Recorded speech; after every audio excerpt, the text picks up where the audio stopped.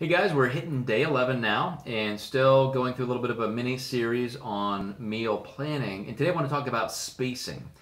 And I've referred back to a curriculum that we wrote a couple years ago called 50 Days to Your Best Life. And in that book, we do talk about specific types of meals. We reference them as anchor meals and recovery meals and replenish meals, pre-workout, post-workout, and so forth. And the entire premise behind that is to help the understanding that we need to eat for the activity or the context that we're entering into. So, for example, I don't just randomly say, well, here are the meals I'm going to eat today. I'll eat them whenever I want. We should have a specific plan to say, well, pre-workout, this food is going to work best, and at this time, and on and on and on. You could go through every single meal. Now, there is a lot of variety with different methods in general, like intermittent fasting and so forth, and that has opened up a lot of not only questioning, but just kind of avenues to maybe doing things a little bit unconventionally and seeing if we get the same results. And I like that. I'm not threatened by new diets that come out there. I'd like to learn from them, and research can quickly show what aspects of that might work well for us and what might just be harmful. So I never just completely shut down an idea. I want to learn what it is and how we can use that. And so if that was not the case, you would never see any progress in any of the material and curriculum that we produce. We're always looking for that new information and the best research that is driving it. And to that end, a few years ago, we started looking at, instead of just 6 small meals a day or this, or we need this much protein per day, I started questioning why. Why do we need that? What would make the difference, instead of just some of the other consultants or researchers or clinicians just saying this is the way we do it? I want to know why. I want to question that and see how we can improve it. So we started looking at things like maybe putting a little bit more space in between meals, when there's no activity or less activity, and we still want to have some times of the day, for example, where we have increased food, so that anchor meal where we get filled up. We don't want to necessarily, with small, equally spaced, equal volume meals, just get to the point where we feel hungrier and hungrier and hungrier and hungrier all day long. There are times when you might want to condense your time between meals because of activity level, or because one meal was kind of liquid based, if you were using a protein shake, for example, or it was just smaller. Maybe it was a kind of a snack size meal, like a replenish meal, and then you might need to eat sooner because your blood chemistry is dictating that. Blood sugar is lower, you're dipping into depletion a little bit too fast. So again, there are all these contexts that go into meal planning, and I want to make sure you guys know exactly why you're eating those meals and so forth. Just always have a reason, not just following somebody blindly. So a couple of things I want to talk about, again, is just that context and then maybe some structure.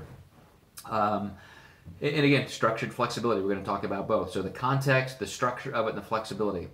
So I like for people to know that, number one, there are definitely some ways you can factor in just preference.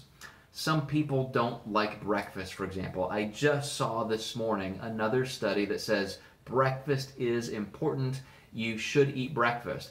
This comes on the heels of this new intermittent fasting craze, or one version of it, which is getting people into the 8-16 window. Where somebody came out and said, you know what, as long as you fast 16 hours, then you can and should just pack all your meals into that 8-hour window, you'll be fine. We need that 16-hour time of fasting. So what it has a lot of people doing now is simply skipping breakfast, because they say, well, if I skip breakfast, then I can eat lunch, then I can, stop eating at 8 p.m., maybe a little bit of a late dinner, and, have a meal or two in between. And some people say, you know what, I've gotten in the habit of that. I don't really feel like I miss breakfast, and it's kind of working. So I'm digging it. It's working for me. Again, now another research article comes out and says, well, that's not quite as effective. But I would question this. What's more effective? Having something that really works for you, or this over here that doesn't work as well, even if it gives you a 1 or 2% or 5% advantage. If you can't do it, no advantage matters. So anyway, I think there's room to experiment, and I think we can try those different things. So I'm going to give you my version of what works best, just in terms of describing these meals. So a typical meal is going to be protein and carbs. Think of this. You wake up, you have some egg whites and some toast. There's a protein and a starch. Or you have some oatmeal and a protein powder. Protein and a starch. You have a sandwich or even a salad with chicken breast for lunch. There's a fibrous or a starchy carb and a protein. So again, carbs and protein. It's just pretty typical. But the type of carbs and the amount might matter. So in the example of like a chicken breast salad where you might have all fibrous carbs, I call that kind of a recovery meal where I'm just necessarily or not necessarily having a lot of starch, but it's got enough protein, so I'm getting those amino acids. It's got some fiber in there, so I'm definitely getting some carbs, but very slow releasing. Not going to feel a lot of impact on my blood sugar, so hunger's not going to immediately just go away. So there are some pros and cons, but I want that meal because I want to save my starch maybe for another time of day when it's more impactful. So, you know, pre-workout, for example, maybe post-workout, or in my anchor meal later in the day. So those are things that I think can be important, just to know that we have some flexibility. And it's good, I think, to have a meal like that where we're saving some starch. It will accelerate body fat loss for your day because you're not getting starch in every single meal. So you're going to, possibly be a little hungrier, like I said, after that one, a little sooner anyway. But then on the other side, you have that anchor meal, which has the protein, a fibrous carb, and a starchy carb. So that's when you're going to really fill up, feel less hunger. You're going to be able to go between meals a little bit longer.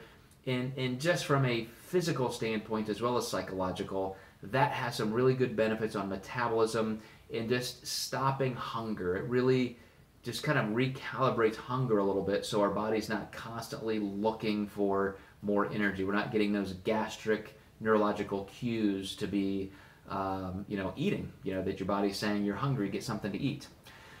So that's the difference between a meal without starch and then that same size meal but just adding starch. But what about other meals where we might say, maybe protein only is okay? What if I just use a protein shake? Would that be okay?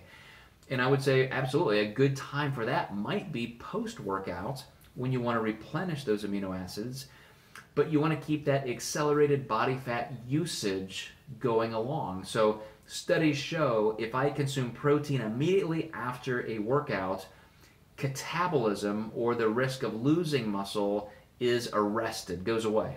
So I can get the benefit of the protein for recovery, but I'm still burning body fat. I'm getting that accelerated body fat loss. So that's a great place for a protein-only snack. Or maybe later in the evening, maybe you've saved some protein so that it's, before bed, it's dinner time was 4 hours ago, 5 hours ago, you're still awake, you're hungry. That's when you get a little protein in your GI system without the starch.